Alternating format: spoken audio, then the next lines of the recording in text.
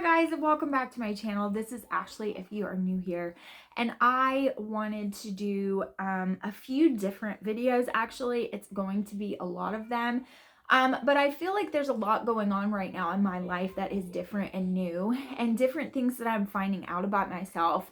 And if I start talking about them in vlogs and things, you're going to be completely confused if I don't kind of do some introductory videos on the topic. So I debated on which one I wanted to do first, and kind of, let's scooch this just a tad. Oh, kind of what I kind of wanted to explain to you guys in what order. And this is just what I think will probably be the best to the introductory. I have to put these flowers up here a different way because they're all falling down, and it's a travesty because they're so cute. But anyways, that's neither here nor there. So I wanted to talk about, first and foremost, some things that I'm finding out about myself. I'm figuring some things out about myself that I've always kind of had an idea about could be a possibility for me, and other things that I had absolutely no idea until I started diving in, and I'm going to tell you why I started diving into those things as well. I debated sharing this because this doesn't all only affect me, it also affects other members of my family, and I feel like telling their business is kind of not something I want to get into on YouTube and on social media. But at the same time, I do feel like there are so many other people, other moms, other families, everyone who struggles with these kinds of things, and you may be on the same journey, or maybe you haven't even delved into it yet, and you should, because it will help, or at least it has been helping me. So I want to let you know that you're not by yourself, you're not alone. And I think that is the whole kind of point of this community, at least it is to me, to having any kind of social media platform, is to speak on topics that people think they're alone in, and you let them know that they're not. So your journey is also their journey, and you can share in knowledge and information and just being there for each other. And that's why I wanted to do this channel to begin with. So if I didn't share this part of me, it would almost be like I was telling a lie, and that's just not something I want. I'm a very open and transparent person to a fault, probably, and we'll get into some of that in a little bit. But because of that, I have to be very careful, because in 2024, being that way can get me in trouble and also get my family into trouble, and that I share too much, and I don't want to do that for them. But I don't mind doing it for myself. It doesn't bother me. So with all of that 3-minute introduction, let's just go ahead and get started in what the heck am I talking about. Okay, so also quick disclaimer, I will probably have 1,000 interruptions, and you will probably hear my children right outside the door. There is no quiet place in this house. We are a family of 8 with 6 children, 5 of whom are here right now, and that means there is never a quiet time. Okay, so with that being said, let's just get started. So I started thinking that I could possibly be ADHD a long freaking time ago, right? Like in college, in high school, in elementary school, I struggled with test taking. I struggled with listening to lectures. I'm like terrible at listening to lectures and, soaking in any kind of information. If you're standing up talking to me, I'm a very hands-on learner. I always made good grades in school. Not immaculate grades, but A's and B's, good grades, really good grades. I did pretty okay on tests, even though like the tests were always the hardest for me. Papers were easy, but tests were not.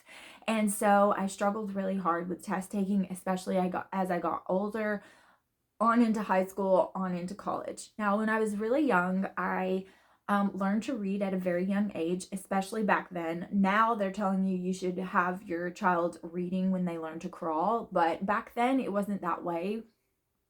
You weren't expected to know how to read until pretty much first grade. I learned how to read at the beginning of kindergarten, and once I learned how to read, I started reading everything I could get my hands on. So we're talking chapter books, we're talking everything. I read Moby Dick in the 3rd grade, and I don't mean like the children's classic version. I mean like the full-on version. I just loved to read. I read everything I could find. If I was eating cereal at the breakfast table, I was reading the back of the cereal box. I was reading while walking. I read walking down the hallways. I got in trouble because I read so much. Like, I would zone out in reading, and I got in trouble a lot for doing that. It got me into a lot of trouble, okay? I'm supposed to be watching my brother and sister. I'm reading, and then they make a catastrophic mess, and then I get in trouble because I wasn't paying attention. I was reading, and that's the way it was. Other kids asked to go to the bookstore, the toy store. I asked to go to the bookstore. That's just the way I was. I was always that way. My elementary school did not have a gifted program or an accelerated reader, your above, like, upper level reader program. They didn't have any kind of special thing back then. So literally in first, second, third grade, I got sat in a corner of the classroom while everyone else did their reading work, and I read at a higher level. I was reading college level reading in the second and third grade. And so, my parents, my grandparents always like, you're so smart, and that's fine. But there were so many areas also that I struggled in that I didn't really feel like I was smart at all. And so test taking was really hard for me. Paying attention was really hard for me. There was not any kind of awareness about ADHD or ADD or any of these things that we see today, being on the spectrum. None of those things really existed when I was younger. Okay. I will be 37 years old this year. So this was in the 90s. You didn't really know about that kind of stuff. Like, people were odd, people were different, people had different learning styles or whatever. You just kind of got shuffled through with everybody else, and there was no awareness on any kind of thing like this. Okay. As I got older, I really started to kind of be aware of things for myself, okay? It wasn't until much later, after college even, that I really started self-reflecting, and I'm like, okay, why do I struggle with paying attention? Like, I can't. And then it wasn't until I became a mom and had to take care of all of these children that I started realizing patterns in myself that I was like, this is so ridiculous. Like, for instance, when I clean, I have to force myself to clean one section at a time, either moving from one side of the house all the way to another, never stopping until I'm finished with that side of the house, or at least one room. You will not stop cleaning this room.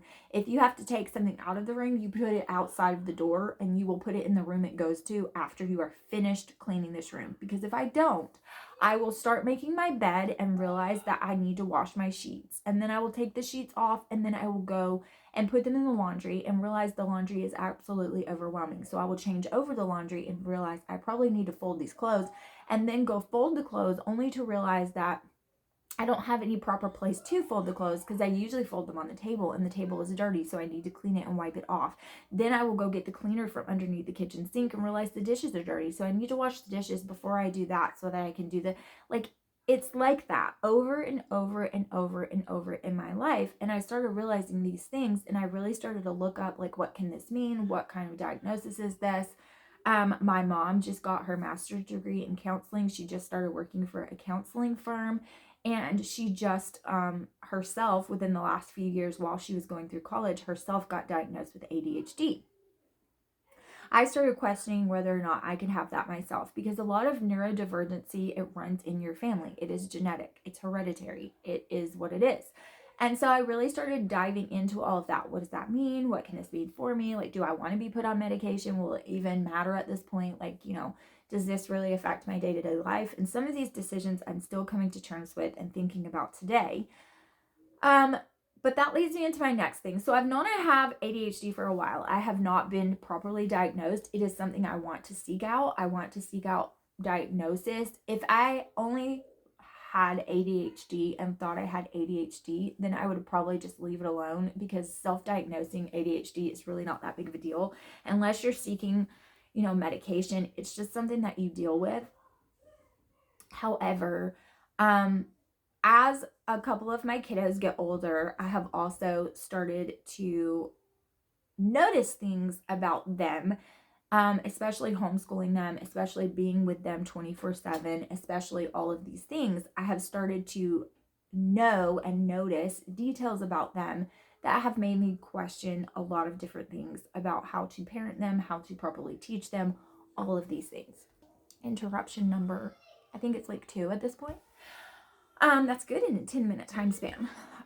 So I have started to notice these things as a mom. As a mother, I can say, and there's so much information to cover that one video is not going to do it. It's definitely going to be me taking you along on this journey.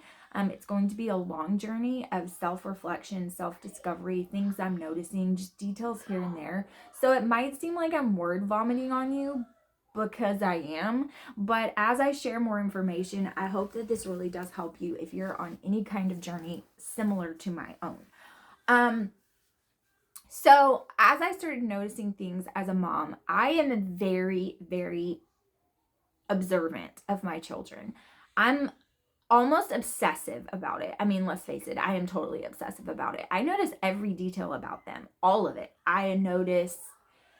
I'm constantly trying to make sure like their ears are clean and their nose is clean, and are their nails clean, and are their nails clipped? Are they nail biters? Like, why are they biting their nails? Are they nervous? Is this a habit? Is this forming? What is happening? What's going on in their life? Are they interested in girls? Why are they interested in girls? What kind of girls are they interested in? What personalities draw them? What kind of mind do they have? Do they have an abstract mind? Do they have more of are they an analytical thinker? Are they a logical thinker? What are they? Like, I am obsessive about every single one of my children. Every single one of my children is like way different in personality. And I mean every single one of them, way different in personality. Jaren, when Jaren comes over, it's a whole other thing because I'm not around him all the time. So then I'm trying to soak in all the information about him that I can in a very short amount of time. So I'm trying to know everything, blah, blah, blah, blah, blah, blah, blah, blah, blah.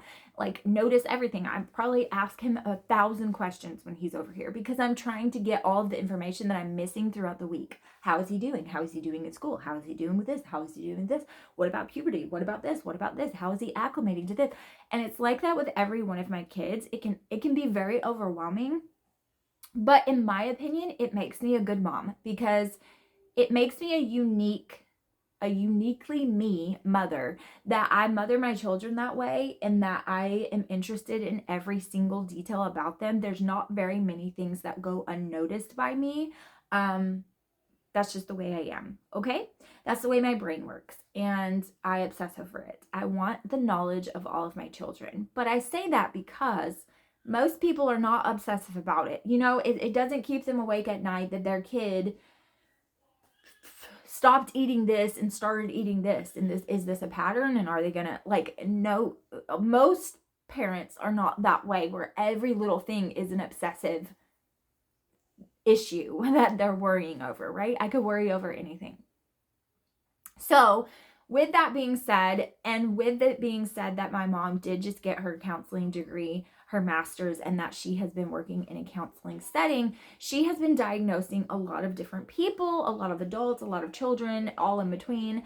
And because of that, she does a lot of different assessments. Now, I'm not going to tell you which child this is because I'm really debating on how much I want to share, but I have a couple of kids one in particular, who are definitely on the spectrum. Like, definitely. It's a very high functioning thing. I am formulating in my mind whether or not we would like to get him properly diagnosed. I do think this would be very beneficial for him. And for all of them, I would really like for them all to be assessed, because I do feel like a lot, if not all of my children are on the spectrum to some degree in one way or another. I feel like they're all neurodivergent, but that's just my opinion. It's not something that I'm firm on. It's not something that I know. I just have an inkling that that is the case. And that's perfectly fine. It just means they think differently with different parts of their brain than a normal or average person, whatever that means, right? And really, all normal and average is just somebody putting people a label on them and them in a box. That it's not really a thing, right? Who decides the parameters of normalcy? I don't know. But it just means that they're different. They think differently. Pretty 110% positive, even though, again, it is self-assessed and self-diagnosed, that their dad also has ADHD. So we both have ADHD, and it is through this discovery where my mom was kind of like, hey, I really feel like um he and blah blah blah blah blah are on the spectrum. And we were like, duh, like, yeah. We know it's not something we never knew. It's something that we have had and thought of for quite some time.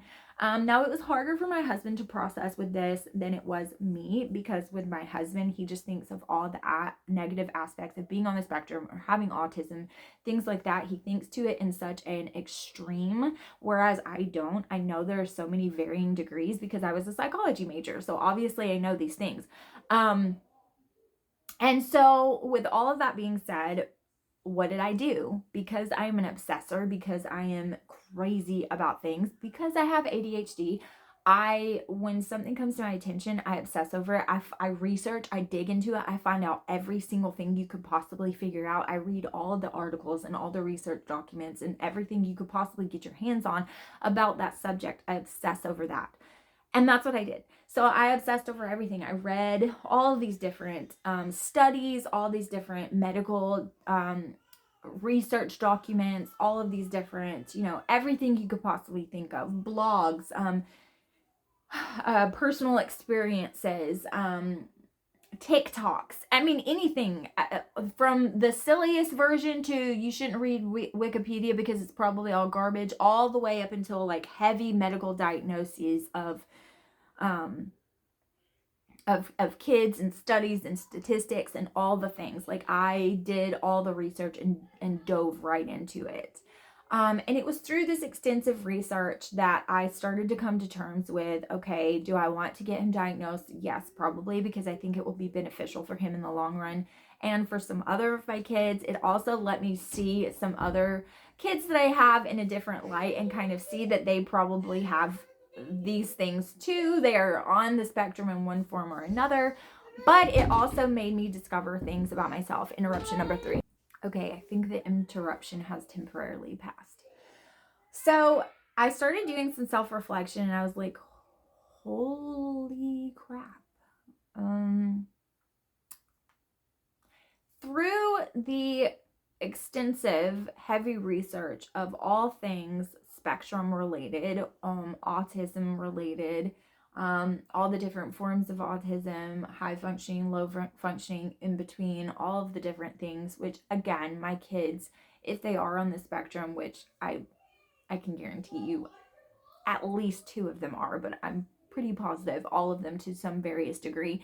It is a extremely high functioning degree. Extremely social, all the things. They're not nonverbal. They're not.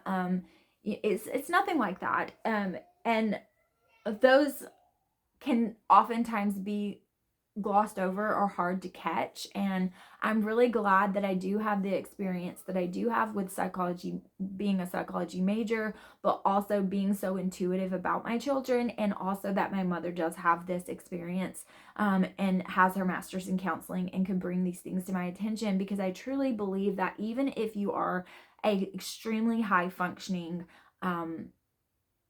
individual that is on the spectrum at any point, that it is very beneficial to you to know that. And it is very beneficial to get yourself assessed and to have that knowledge, because knowledge is power, right? And when you have these differences in the way you think and the way you process information or social interaction or any of those things, it can be very lonely and lonesome, and it helps a lot to be able to know, why do I think this way? Why do I process things this way? So that you can better know how to handle things for yourself and know how to go about your daily life. I mean, it affects your daily life, no matter how small or large or whatever. It does affect your daily life, and if it affects your daily life, it is very helpful and beneficial to get it assessed. And that's why I do want to seek a medical diagnosis, and I want all of my children to be assessed, just because if there's anything that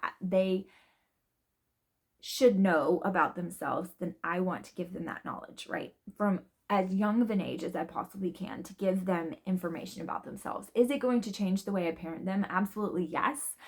Is it going to change the way I treat them? No. But is it going to change the way I parent them? Yes, because I will have the knowledge of how their brain works and how to better give them that sensory input, that information input into their brain to help them be effective and to know how to live life effectively and productively. So, with all of that being said, having done all of this research, I really started to self reflect and see things about myself. There are so many statistics on how, especially with my generation and those older than me who didn't have all of these diagnoses, um, it wasn't in our face all the time. This kind of just didn't exist. The knowledge of all of these types of things just wasn't there yet. The research wasn't there. The statistics weren't there. All of these kinds of studies just weren't there yet. And so because of that, there are so many adults who were never diagnosed with any form of autism or being on the spectrum. Even ADD, ADHD, all of these different neurodivergent things, they just weren't there. Like nobody did that. Unless you were acting out, unless you were being aggressive or violent or just misbehaving, nobody assessed you. You see what I mean? Unless you were just completely failing in school and they couldn't figure out why, nobody figured it out. You just kind of got passed by. And also because I am a female, these things are a lot less visible when you are a female than when you are a male.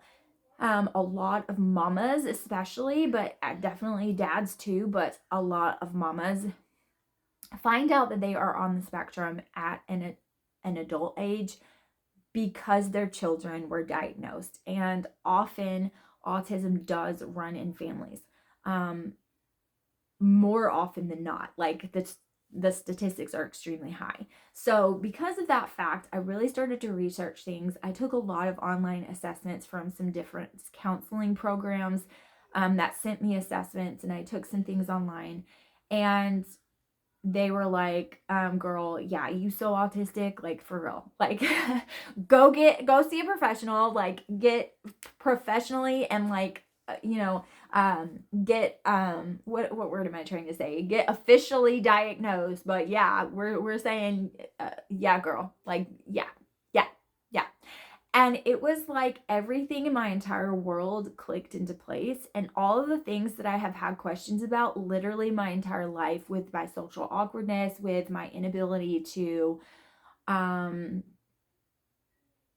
maintain lasting friendships and close relationships, like all the sensory issues that I have so many sensory issues, and I didn't really start shedding light to them and putting a spotlight on them until after I got pregnant and after I started having children. But like all of these things started coming out in like big ways, and then I was like, holy crap, this is like a commonality throughout my entire life, throughout my childhood, throughout all of these things.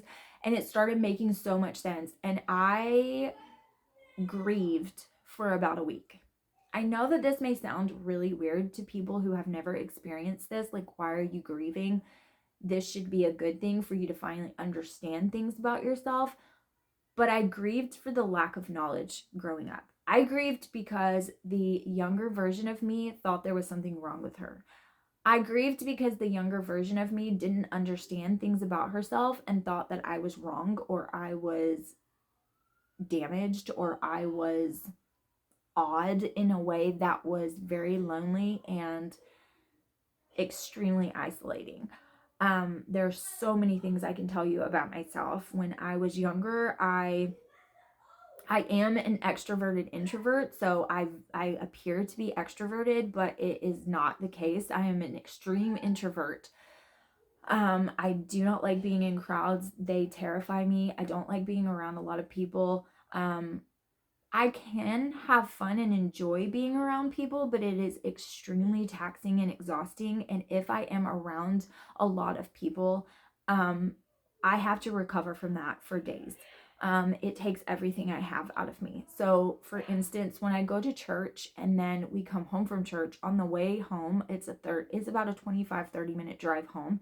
I fall asleep in the car. I'm that exhausted. from singing on stage and just being in a big sanctuary with a lot of people.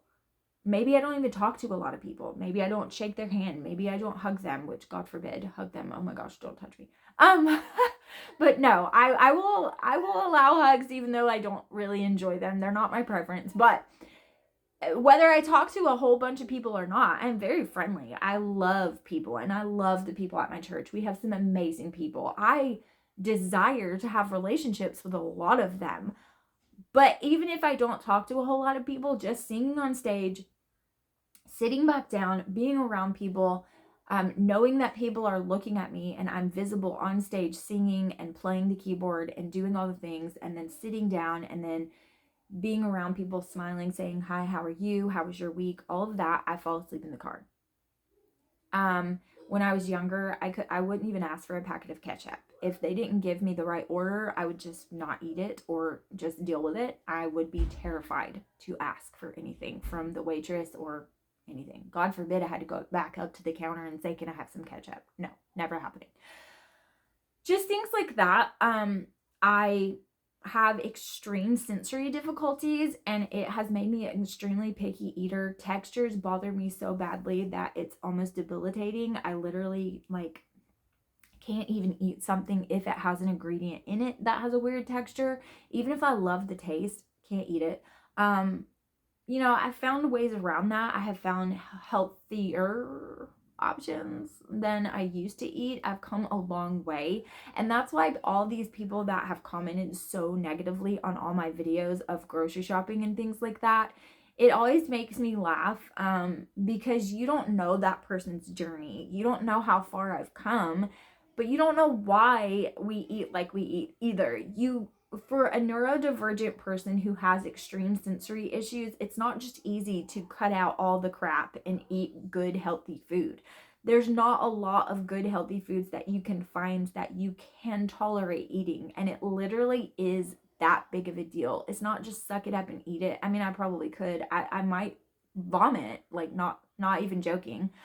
It will gag me to eat it, even if I love the taste of it. But it's just more of a struggle than you realize. I've struggled with eating my entire life. My mom even took me to the doctor because she thought I was either anorexic or bulimic. She was convinced I had an eating disorder because of the way I eat. I've always been thin. It's easy for me to lose weight, difficult for me to gain it back if I do lose it. Eating has been a big struggle in my life, all throughout my life, especially when I was younger. Now that I'm older, it's not so much. But when I was younger, definitely so. And it's because of those sensory issues. That is what it is. And so it always cracks me up, on my grocery hauls and stuff, where people just knock me down so far because of the things that we eat and all the sugar and all the junk food and all the crap. I do realize that, and we are trying to make small steps and small changes in the right direction for sure. Do we need to be more healthy? Abso-freaking-lutely. But I'm trying to navigate and find ways for each person's sensory issues and different things to overcome that in different ways and find things that we like and we like to eat that we can tolerate. Okay? I know that sounds silly to somebody that doesn't experience it or doesn't understand it, but it's not silly. It's a real thing. And I'm always that person who has always been like, get over yourself, get over it. Just keep on going and, overcome it. You can do it if you want to. But in this case, it is a very real thing. And knowing that it's a real thing and it's legitimate and you don't have to feel like it's stupid or silly or not legitimate, none of that is necessary. You need to recognize the things inside of yourself. And yes, you can absolutely overcome so many different things. But realizing them is the first step in understanding how to navigate through issues or obstacles that you may have. So, there's so many other symptoms and so many other things that I could totally tell you. I am a very logical thinker. Joshua says that I am like a male mind in a female body. I'm very much female, and I am a feminine female, but I'm not girly in the least, in the slightest. And my mind works very black and white, very cut and dry, I'm not emotionally driven at all. I'm very logic driven. And that can come off sometimes as very cold and calculated, very blunt, very to the point. I can be the life of the party. I can make everyone laugh and be quick-witted, but when it comes to sharing my feelings, I don't even know them. It's very hard for me to sift through my own emotions and know even what I'm feeling. It's so much easier for me to write it all down than it is for me to verbally say it. And when I verbally explain, most people are not going to understand what the heck I'm talking about because I'm not even making sense to myself. I don't know how I feel until a lot later. So it's very hard for me to process my own feelings, process emotion. It's very hard for me to deal with other people's emotion, which can be really hard when you're a mama. It's very hard for me to handle big emotions, okay, which is probably why the Lord did not give me girls, because holy crap, that's a lot of emotion. I probably could not deal with it. I mean, that's probably why he gave me all boys, like, no joke. Joshua is much more emotionally driven, and yes, Joshua does have ADHD, but he does not have autism. He's not on the spectrum. And so because of that, we're alike in a lot of ways, because a lot of ADHD autism symptoms are very much alike, but there's a big part in the middle of that where they're not. And in those ways, we are very different from each other. He is very emotionally driven, and I am not at all. So I can be very dry, while he is very warm, which is very odd in a female and male dynamic. It's usually not that way. It's usually the opposite. But in our case, it is reversed. And I am the one who's like, the kid got hurt, the kid is crying, okay, let's assess the situation. Does the kid need medical attention? Is there anything that I can do for the child to make them feel better? Is there anything I can physically do to make this situation better? No, there's not. Okay. I hug them, I pat them on the back, I say, you're gonna be okay. It's okay. It's all right. You'll feel better in a little while. And then I that's all I got. Like, Joshua's the kind where he's like so cuddly. Oh, I'm so sorry, buddy. It's gonna be okay. And I do try to give them that, but I am very much much more dry about things than he is. If they have a stomach virus and they're throwing up, I go in there, I check on them, I make sure they're hydrated, I make sure that they have everything they want, all the comforts that they might need, and then that's it. I'm walking out the door.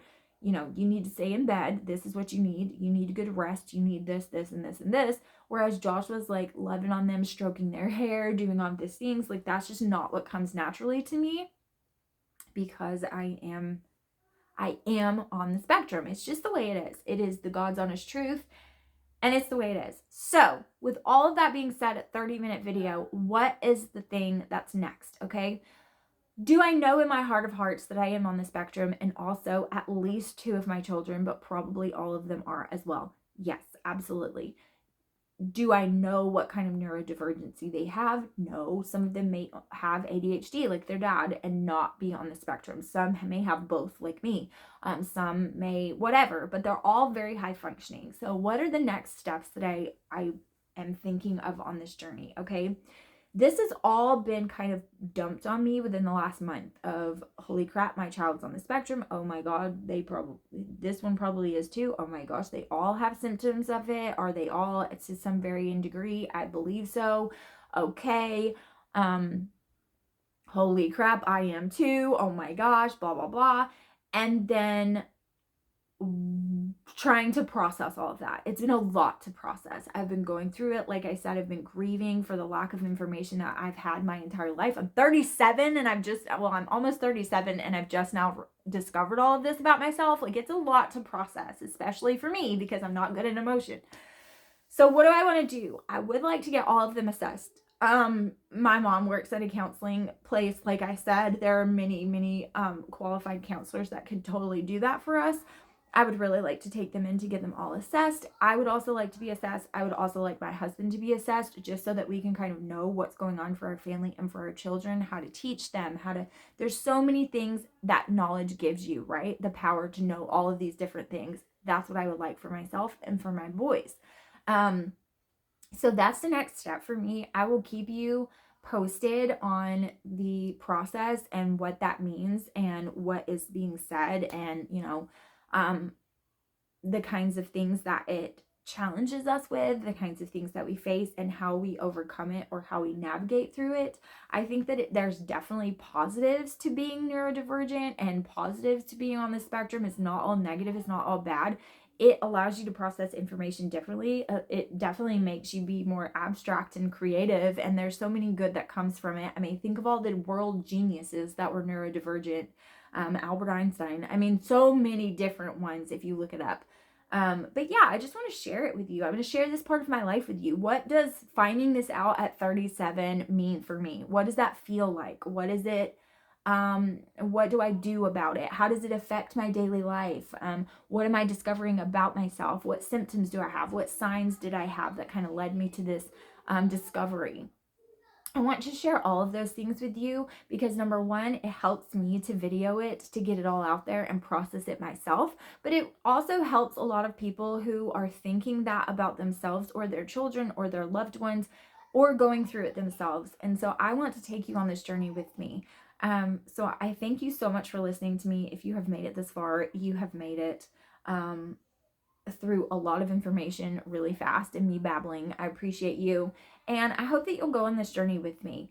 If you're not subscribed, I definitely hope that you will hit that subscribe button, hit the like button so I know that you actually like this content, that if it means something to you, if you want to follow along, definitely comment down below and tell me what you think, tell me what you feel, tell me what you got out of this, if you get anything, some experiences that you have had, and let's just go on this journey together. So thank you guys so much, and I will see you in the next video. Bye, guys.